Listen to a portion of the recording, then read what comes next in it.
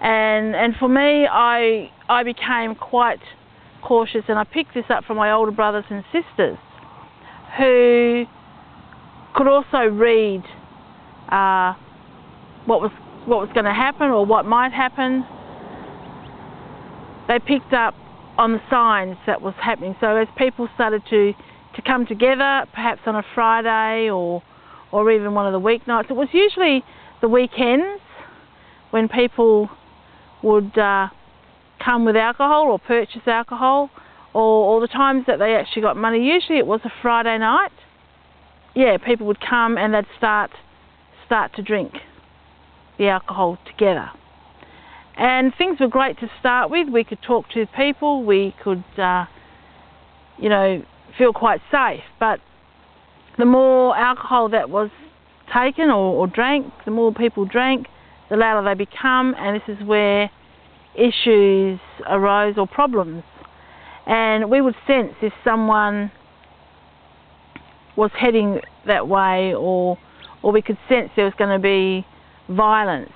So as kids, we knew when to move away. We started to move away from the group, and the little ones who may not have been as quick to pick up on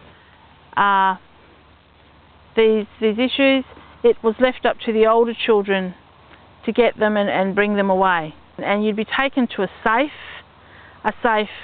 place. So for me, one of the safest places was my grandparents' house. So for me, if there was, and there were occasions when there were some men, individuals that came onto the reserve, and my sense told me to stay away from these people, and that's what I did.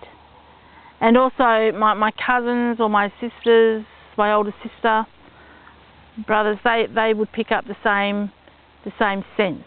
So we were extra cautious, so to speak. We might have went off and played, or went from our homes down to the communal toilets on our own.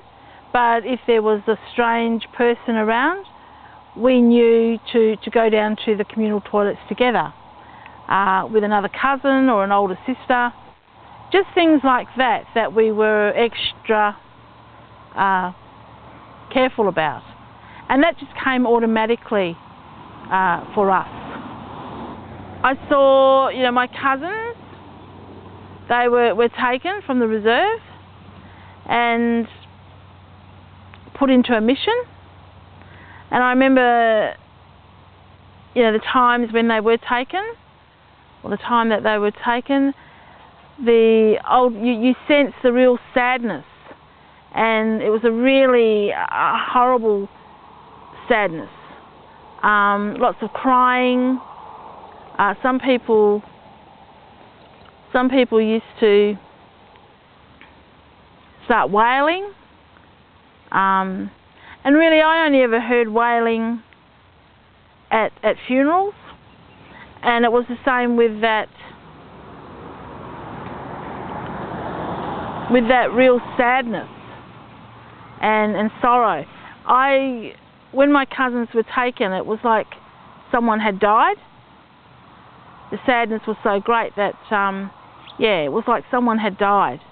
And people didn't come out of the houses, including my mother. They never came out to see them go. They just stayed in the houses. It was too hard to see the car drive away with these kids in the car.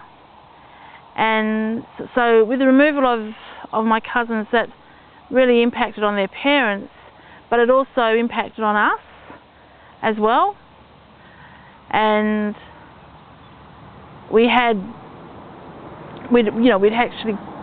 had a lot of time with our cousins, and then they were removed. So we did just to go to visit them in the missions, and that was also sad. It was happy to go to see them, but quite sad when we had to leave them there and they couldn't come home with us, because we always considered this as our home. The thing about my cousins living here on the reserve, those that lived here with us, we lived together, I believe we formed a very strong bond and connection.